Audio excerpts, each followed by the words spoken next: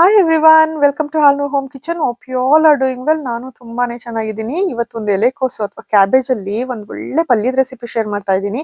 Chapati, dosa, ರೊಟ್ಟಿಗಂತೂ best ಆಗಿರುತ್ತೆ taste. ಇಲ್ಲ ಅನ್ನ ಸಾಂಬಾರ್ ಜೊತೆಗೆ, ರಸಮ್ ಅನ್ನದ ಜೊತೆಗೆ ಸೈಡ್ ಡಿಶ್ ಆಗಿ ಕೂಡ ಚೆನ್ನಾಗಿರುತ್ತೆ. ಹೇಗ್ ಮಾಡೋದು ನೋಡೋಣ ಬನ್ನಿ. ತುಂಬಾನೇ ಈಸಿ ಮಾಡೋದು. ಇವತ್ತಿನ ಕ್ಯಾಬೇಜ್ ಅಥವಾ ಎಲೆಕೋಸ್ ಪಲ್ಯಕ್ಕೆ ಒಂದು ಎಲೆಕೋಸ್ ಇದೆ. ಇದ್ರಲ್ಲಿ ನಾನು ಅರ್ಧದಷ್ಟು ಯೂಸ್ ಮಾಡ್ತಿದ್ದೀನಿ, ಮೀಡಿಯಂ ಸೈಜ್ದು. ನೀವು ಅಂಗಡಿಗೆ ಹೋದಾಗ ತಗೊಳಕ್ಕೆ ಇದನ್ನ ಈ ತರ ಪ್ರೆಸ್ ಮಾಡಿ ನೋಡ್ಬೇಕು. ಗಟ್ಟಿ ಇದ್ರೆ ಫ್ರೆಶ್ ಆಗಿರುತ್ತೆ, ಮೆತ್ತಗಿದ್ರೆ ಫ್ರೆಶ್ ಇರಲ್ಲ. ಸೊ ಗಟ್ಟಿ ಇರೋಂಥದ್ದನ್ನ ತಗೊಳ್ಳಿ.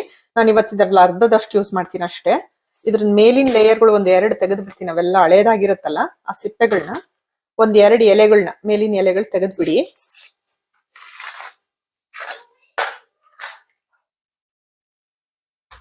ಕ್ಯಾಬೇಜ್ ಕಟ್ ಮಾಡಕ್ಕೆ ಯಾವಾಗ್ಲೂ ದೊಡ್ಡದಾಗಿರೋಂಥ ಚಾಕು ತಗೊಳ್ಳಿ. ಸೊ ಶಾರ್ಪ್ ಆಗಿರ್ಬೇಕು. ಸ್ವಲ್ಪ ಮಂಡ ಇದ್ರೆ ಅದು ಕಟ್ ಮಾಡಕ್ ಆಗಲ್ಲ ಅಷ್ಟು ಈಸಿಯಾಗಿ, ಕೈಯೆಲ್ಲ ನೋವುತ್ತೆ, ಗಟ್ಟಿ ಇರುತ್ತೆ ಇದು. ಅದಕ್ಕೋಸ್ಕರ ಸ್ವಲ್ಪ ದೊಡ್ಡ ಚಾಕು ಆದ್ರೆ ಈಸಿಯಾಗಿ ಕಟ್ ಮಾಡ್ಕೋಬಹುದು.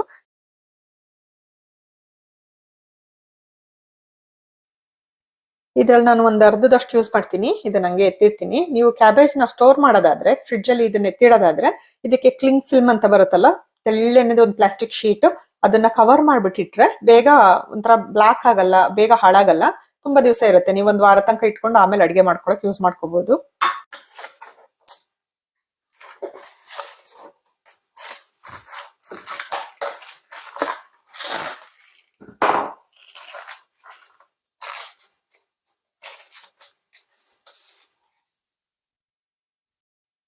ನಾನಿಲ್ಲಿ ಕ್ಯಾಬೇಜ್ ನ ಎಳೆ ಎಳೆಯಾಗಿ ಉದ್ದುದ್ದಕ್ಕೆ ಲೇಯರ್ಸ್ ತರ ಉದ್ದಕ್ಕೆ ಸ್ಲೈಸಸ್ ಕಟ್ ಮಾಡ್ಕೊತಾ ಇದ್ದೀನಿ. ನಿಮ್ಗೆ ಸಣ್ಣ ಸಣ್ಣಗ್ ಬೇಕಾ, ಸಣ್ಣ ಸಣ್ಣ ಕೂತ ಕಟ್ ಮಾಡ್ಕೊಂಡು ಹಾಕೋಬಹುದು. ಬಟ್ ಈ ಪಲ್ಯಕ್ಕೆ ಈ ತರ ಉದ್ದುದ್ದು ಕಟ್ ಮಾಡ್ಕೊಂಡು ಹಾಕೊಂಡ್ರೇನೆ ಚೆನ್ನಾಗಿರುತ್ತೆ. ತೆಳ್ಳಗೆ ಎಷ್ಟು ತೆಳ್ಳಗಾಗುತ್ತೋ ಅಷ್ಟು ತೆಳ್ಳಗೆ ಉದ್ದುದ್ದಕ್ಕೆ ಕಟ್ ಮಾಡ್ಕೊಳ್ಳಿ. ಇಲ್ಲಿ ಮಧ್ಯ ಒಂದು ಪೀಸ್ ಬರುತ್ತಲ್ಲ, ಅದ್ರಲ್ಲಿ ಗಟ್ಟಿಯಾಗಿರುತ್ತೆ ಅದು, ಅದನ್ನ ಹಾಕ್ಬಾರ್ದು. ಸೊ ನಾನು ಅದನ್ನ ಸಪರೇಟ್ ಮಾಡ್ತಿದ್ದೀನಿ ನೋಡಿ, ಅದನ್ನ ಬಿಸಾಕ್ತೀನಿ. ಮಿಕ್ಕಿದ್ದೆಲ್ಲ ಎಲೆಗಳನ್ನ ನೀಟಾಗಿ ಕಟ್ ಮಾಡ್ಕೊಂಡು ಇಟ್ಕೊಂಡಿದ್ದೀನಿ. ನೋಡಿ, ಅರ್ಧ ಕ್ಯಾಬೇಜು ಎಷ್ಟೊಂದ್ ಆಗಿದೆ ಅನ್ನಿಸ್ತಿದೆ. ಬಟ್ ಬೆಂದ್ರೆ ಸ್ವಲ್ಪ ಕಮ್ಮಿ ಆಗತ್ತೆ. ಈ ತರ ಉದ್ದುದ್ದಕ್ಕೆ ಸಣ್ಣ ಸಣ್ಣ ಕಟ್ ಮಾಡ್ಕೊಂಡ್ರೆ ಚೆನ್ನಾಗಿರುತ್ತೆ ಪಲ್ಯ. ಕಟ್ ಮಾಡಿದೆಲ್ಲ ಆಯ್ತು.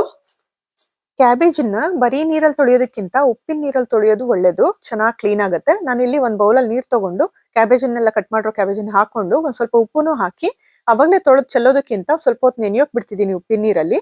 ಒಂದ್ 10-15 ನಿಮಿಷ ನೆನ್ಸಿದ್ರೆ ಸಾಕು. ಟೈಮ್ ಇದ್ರೆ ಅರ್ಧ ಗಂಟೆನಾರು ನೆನೆಯೋಕ್ ಇಡ್ಬೋದು. ಇಲ್ಲಿ ನೆನೆಯೋಕ್ ಇಡ್ತೀನಿ. ಇದು ಒಗ್ಗರಣೆ ಹಾಕೊಳ್ಳೋ ಅಷ್ಟ್ರಲ್ಲಿ ಅದ್ ನೆನ್ಕೊಳ್ಳುತ್ತೆ. ಒಗ್ಗರಣೆ ಬೇಕಿರೋ ತರಕಾರಿಗಳನ್ನೆಲ್ಲ ಇಲ್ಲಿ ಇಟ್ಕೊಂಡಿದ್ದೀನಿ. ಇದಕ್ಕೆ 1 ಇಂಚ್ ಅಷ್ಟು ಶುಂಠಿ, ಒಂದ್ 3 ಬೆಳ್ಳುಳ್ಳಿ ಪೀಸ್ ತಗೊಂಡಿದ್ದೀನಿ, ಒಂದ್ 5-6 ಹಸಿಮೆಣಸಿನಕಾಯಿ ತಗೊಂಡಿದ್ದೀನಿ. ಗ್ರೀನ್ ಚಿಲ್ಲಿ ನೀವು ನೋಡ್ಕೊಂಡು ಹಾಕೊಳ್ಳಿ. ಇದಕ್ಕೆ ರೆಡ್ ಚಿಲ್ಲಿ ಪೌಡರ್ ಕೂಡ ಸ್ವಲ್ಪ ಹಾಕ್ತಿವಿ. ಕೆಂಪು ಮೆಣಸಿನಕಾಯಿ ಪುಡಿ ಬರುತ್ತಲ್ಲ, ಅದನ್ನು ಸ್ವಲ್ಪ ಹಾಕ್ತಿವಿ. ಸೊ ಖಾರ 2 ಇರೋದ್ರಿಂದ ಮೆಣಸಿನಕಾಯಿ ಸ್ವಲ್ಪ ಕಮ್ಮಿನೇ ಹಾಕೊಳ್ಳಿ, ಖಾರ ಬೇಡ ಅನ್ನೋರು. ಮತ್ತೆ ಈರುಳ್ಳಿ, ಒಂದು ಮೀಡಿಯಂ ಸೈಜ್ದು ಈರುಳ್ಳಿ ತಗೊಂಡಿದ್ದೀನಿ. 1 ಟೊಮೊಟೊ ತಗೊಂಡಿದ್ದೀನಿ, ಸ್ವಲ್ಪ ದೊಡ್ಡದೇನೆ 1 ಟೊಮೊಟೊ ತಗೊಂಡಿದ್ದೀನಿ. ಇವನ್ನೆಲ್ಲ ಕಟ್ ಮಾಡ್ಕೊಂಡು ಒಗ್ಗರಣೆ ಹಾಕೋಕ್ ಸ್ಟಾರ್ಟ್ ಮಾಡೋಣ.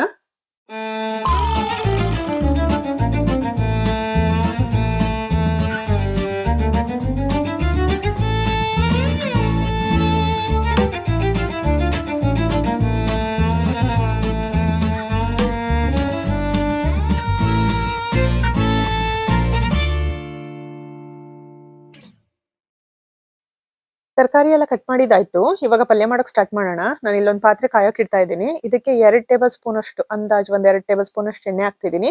ಇನ್ನೊಂದ್ ಸ್ವಲ್ಪ ಜಾಸ್ತಿ ಹಾಕೊಂಡ್ರು ಪಲ್ಯ ಚೆನ್ನಾಗೇ ಬರುತ್ತೆ, ಟೇಸ್ಟ್ ತುಂಬಾ ಚೆನ್ನಾಗಿರುತ್ತೆ. ನೀವು ಬೇಕಾದ್ರೆ ಹೆಚ್ಚಿಗೆ ಎಣ್ಣೆ ಹಾಕೋಬಹುದು. ಆ ಎಣ್ಣೆ ಕಾದಾಗ ಒಂದ್ ಅರ್ಧ ಟೀ ಸ್ಪೂನ್ ಅಷ್ಟು ಸಾಸಿವೆ, ಒಂದ್ ಅರ್ಧ ಟೀ ಸ್ಪೂನ್ ಜೀರಿಗೆ, ಒಂದು ಚಿಟಕಿ, ಒಂದು ಸಣ್ಣ ಚಮಚದಲ್ಲಿ 1/4 ಚಮಚದಷ್ಟು ಇಂಗನ್ನ ಹಾಕೋಬೇಕು. ಹಾಕಿ ಸಾಸಿವೆ ಸಿಡಿದ್ಮೇಲೆ ಅದಕ್ಕೆ ನಾವು ಈರುಳ್ಳಿ ಹಚ್ಚಿಟ್ಕೊಂಡಿದ್ವಲ್ಲ, ಈರುಳ್ಳಿ ಮತ್ತೆ ಬೆಳ್ಳುಳ್ಳಿ, ಶುಂಠಿ, ಜಿಂಜರ್ ಗಾರ್ಲಿಕ್ ಮತ್ತೆ ಆನಿಯನ್ ಸಣ್ಣ ಸಣ್ಣದಾಗಿ ಕಟ್ ಮಾಡಿ ಇಟ್ಕೊಂಡಿದ್ದೀನಿ. ಜಿಂಜರ್ ಗಾರ್ಲಿಕ್ ನ ನೀವು ಚಚ್ಚಿ ಕೂಡ ಪೇಸ್ಟ್ ಮಾಡಿ ಹಾಕ್ಬೋದು. ನಾನು ಕಟ್ ಮಾಡಿ ಹಾಕ್ತಾ ಇದ್ದೀನಿ. ಮತ್ತೆ ಆನಿಯನ್ ನ ಸಣ್ಣದಾಗಿ ಉದ್ದುದ್ದಕ್ಕೆ ಸ್ಲೈಸ್ ಮಾಡಿ ಹಾಕೊಂಡಿದ್ದೀನಿ. ಕ್ಯಾಬೇಜ್ ನ ನಾವು ಸ್ಲೈಸಸ್ ತರ ಕಟ್ ಮಾಡ್ಕೊಂಡಿದೀವಲ್ಲ, ಅದ್ರ ಜೊತೆಗೆ ಅದು ಚೆನ್ನಾಗಿರುತ್ತೆ ಅಂತ ಆನಿಯನ್ ಅನ್ನು ಉದ್ದುದ್ದ ಸ್ಲೈಸಸ್ ತರ ಕಟ್ ಮಾಡಿ ಒಂದು ಆನಿಯನ್ ಹಾಕಿದ್ದೀನಿ. ಆನಿಯನ್ ಎಲ್ಲ ಒಂದ್ ಸ್ವಲ್ಪ ಸಾಫ್ಟ್ ಆಗಿ ಬೇಯಬೇಕು, ಒಂದು ಚೂರು ನೋಡಿ ಈ ತರ ಟ್ರಾನ್ಸ್ಪರೆಂಟ್ ಆದ್ರೆ ಸಾಕು. ಇದು ರೆಡಿ ಇದೆ. ಈ ತರ ನೀರಲ್ಲಿ ನೆನೆಯಕ್ ಹಾಕಿದ್ವಲ್ಲ ಉಪ್ಪಿನ ನೀರಲ್ಲಿ, ಇದನ್ನ ಇವಾಗ ನೀರಿಲ್ದೆ ಇರೋ ಹಂಗೆ ತೆಗೆದು ನೀಟಾಗಿ ಒಗ್ಗರಣೆಗೆ ಹಾಕ್ಬೇಕು.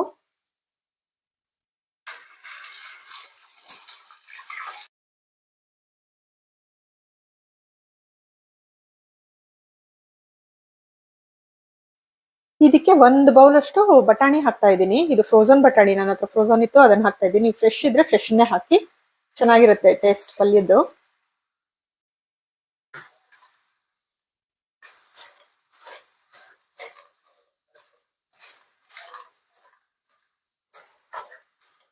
ಈ ಪಾತ್ರೆಯಲ್ಲಿ ತುಂಬದೆ ಜಾಸ್ತಿ ಇದೆ ಅನ್ನಿಸ್ತಿದೆ. ಒಂದ್ 2 ನಿಮಿಷ, 2-3 ನಿಮಿಷ ಬೆಂದ್ರೆ ಸ್ವಲ್ಪ ಸಾಫ್ಟ್ ಆಗುತ್ತೆ. ಅದ್ ನೀರ್ ಬಿಟ್ಕೋಬೇಕು ಕ್ಯಾಬೇಜ್ ಅಲ್ಲಿ. ನೀರ್ ಬಿಟ್ಕೊಂಡ್ರೆ ಸಾಫ್ಟ್ ಆದ್ರೆ ಕಮ್ಮಿ ಆಗ್ತಾ ಹೋಗುತ್ತೆ ಪಾತ್ರೆಯಲ್ಲಿ. ಸೊ ಅವಾಗ ಅಡ್ಜಸ್ಟ್ ಆಗುತ್ತೆ. ಇವಾಗ ಓಕೆ, 1-2 ನಿಮಿಷ ಬೇಯ್ಬೇಕದು. ಒಗ್ಗರಣೆ ಜೊತೆಗೆ ಒಂಚೂರು ಮಿಕ್ಸ್ ಮಾಡ್ಬಿಡೋಣ. ಈ ಕ್ಯಾಬೇಜ್ ನ ಮುಚ್ಚಿ ಬೇಯಿಸಿ. ಓಪನ್ ಆಗಿ ಬೇಯಿಸೋದಕ್ಕಿಂತ ಒಂದು ಲಿಡ್ ಮುಚ್ಚಿಬಿಟ್ಟು ಬೇಯಿಸಿದ್ರೆ ಬೇಗ ಬೇಯುತ್ತೆ, ಬೇಗನೂ ಆಗುತ್ತೆ.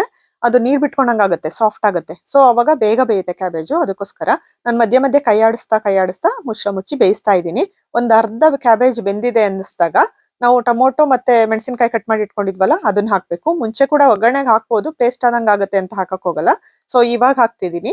ಇವಾಗ ಹಾಕ್ಬಿಟ್ಟು ಮತ್ತೆ ಕೈ ಆಡಿಸ್ಬಿಟ್ಟು ನೀಟಾಗಿ ಮಿಕ್ಸ್ ಮಾಡಿ ಕ್ಯಾಬೇಜ್ ಜೊತೆಗೆ ಇವಾಗ್ಲೂ ಮತ್ತೆ ಮುಚ್ಚಿ ಬೇಯಿಸ್ತೀನಿ. ಕ್ಯಾಬೇಜ್ ಪೂರಾ ಬೇಯೋ ತನಕ ಮಧ್ಯ ಮಧ್ಯ ನೋಡ್ಕೊಳ್ಳಿ, ಮೀಡಿಯಂ ಫ್ಲೇಮ್ ಅಲ್ಲಿ ಇಟ್ಕೊಂಡು ಕೈ ಆಡಿಸ್ಕೊಂಡೇ ಬೇಯಿಸ್ಕೋಬೇಕು. ಈ ಎಲೆಕೋಸ್ ಪಲ್ಯ ಮಾಡೋದು ಸಿಂಪಲ್, ಸಖತ್ ಈಸಿಯಾಗಿ ಮಾಡ್ಬೋದು. ಟೇಸ್ಟ್ನು ಅಷ್ಟೇ ಅಮೇಜಿಂಗ್ ಆಗಿರುತ್ತೆ. ನಿಮ್ ಮನೇಲಿ ಯಾರು ಎಲೆಕೋಸ್ ಪಲ್ಯ ತಿನ್ನಲ್ಲ ಅಂದ್ರೆ ಇದನ್ನೊಂದ್ಸಲ ಟ್ರೈ ಮಾಡಿ ನೋಡಿ, ಖಂಡಿತ ಇಷ್ಟಪಡ್ತಾರೆ. ಟೊಮೊಟೊ ಎಲ್ಲ ಹಾಕಿದ್ಮೇಲೆ ನಾನು ಒಂದು 7-8 ನಿಮಿಷ ಮುಚ್ಚಿಬಿಟ್ಟು ಬೇಯಿಸಿದೀನಿ. ಚೆನ್ನಾಗಿ ಬೆಂದಿದೆ. ಇವಾಗ ಆಲ್ಮೋಸ್ಟ್ ರೆಡಿ ಅನ್ನೋಷ್ಟು ಕ್ಯಾಬೇಜ್ ರೆಡಿ ಆದಾಗ ಈಗ ಮಸಾಲಾ ಪೌಡರ್ಗಳನ್ನ ಆಡ್ ಮಾಡ್ತಾ ಹೋಗ್ಬೇಕು. ನಾನಿಲ್ಲಿ ಅರ್ಧ ಟೀ ಸ್ಪೂನ್ ಅಷ್ಟು ಚಿಲ್ಲಿ ಪೌಡರ್ ಹಾಕಿದೀನಿ, 1/4 ಚಮಚ ಅರಿಶಿನ, 1/4 ಚಮಚ ಗರಂ ಮಸಾಲ, ಮತ್ತೆ 1 ಟೀ ಸ್ಪೂನ್ ಅಷ್ಟು ಉಪ್ಪು, ಮತ್ತೆ 1 ಟೀ ಸ್ಪೂನ್ ಅಷ್ಟು ಕೊತ್ತಂಬರಿ ಬೀಜದ ಪುಡಿ ಹಾಕಿದೀನಿ. ನೀವು ಚಿಲ್ಲಿ ಪೌಡರ್ನ ನೋಡ್ಕೊಂಡು ಹಾಕೊಳ್ಳಿ, ಖಾರ ಎಷ್ಟು ಬೇಕು. ಉಪ್ಪು ಮತ್ತೆ ಖಾರನ ನೋಡ್ಕೊಂಡು ಎಷ್ಟು ಬೇಕೋ ಅಷ್ಟು ಸ್ವಲ್ಪ ಹಾಕಿನೇ ಹಾಕಿರಿ. ಬೇಕಾದ್ರೆ ಆಮೇಲೆ ಎಕ್ಸ್ಟ್ರಾ ಹಾಕೋಬಹುದು. ಮಸಾಲ ಎಲ್ಲ ಹಾಕಿದ್ಮೇಲೆ ಒಂಚೂರು 1/4 ಕಪ್, ಚಿಕ್ಕ ಕಪ್ಪಲ್ಲಿ 1/4 ಕಪ್ ಅಷ್ಟು ನೀರ್ ಹಾಕ್ತಾ ಇದ್ದೀನಿ. ಮಸಾಲ ಡ್ರೈ ಆಗ್ಬಾರ್ದು ಅಂತ ಅದಕ್ಕೋಸ್ಕರ. ಸೊ ಕ್ಯಾಬೇಜ್ ಅಲ್ಲಿ ನೀರ್ನಂಗೆ ಇದ್ರೆ ನಿಮ್ಗೇನ್ ನೀರ್ ಹಾಕೋದ್ ಬೇಕಾಗಲ್ಲ. ಡ್ರೈ ಇದ್ರೆ ಕ್ಯಾಬೇಜ್ ಸ್ವಲ್ಪ ನೀರ್ ಹಾಕೊಳ್ಳಿ ಮಸಾಲ ಬೇಯಿಸೋಕೆ. ಇನ್ನೊಂದ್ 2-3 ನಿಮಿಷ ಮುಚ್ಚಿಬಿಟ್ಟು ಮಸಾಲಾ ಪೌಡರ್ ಹಾಕಿದ್ಮೇಲೆ ಬೇಯಿಸ್ಕೊಂಡ್ರೆ ಸಾಕು. ರೆಡಿ ಆಯ್ತು ನೋಡಿ, ಪಲ್ಯ ಬೆಸ್ಟ್ ಆಗಿರುವಂತ ಕ್ಯಾಬೇಜ್ ಪಲ್ಯ ರೆಡಿ ಆಯ್ತು. ಎಂಡಲ್ಲಿ ಸ್ಟವ್ ಆಫ್ ಮಾಡ್ತೀನಿ ಅವಾಗ ಸ್ವಲ್ಪ ಕೊತ್ತಂಬರಿ ಸೊಪ್ಪು ಫ್ರೆಶ್ ಆಗಿರೋದನ್ನ ಕಟ್ ಮಾಡ್ಬಿಟ್ಟು ಹಾಕೊಳ್ಳಿ.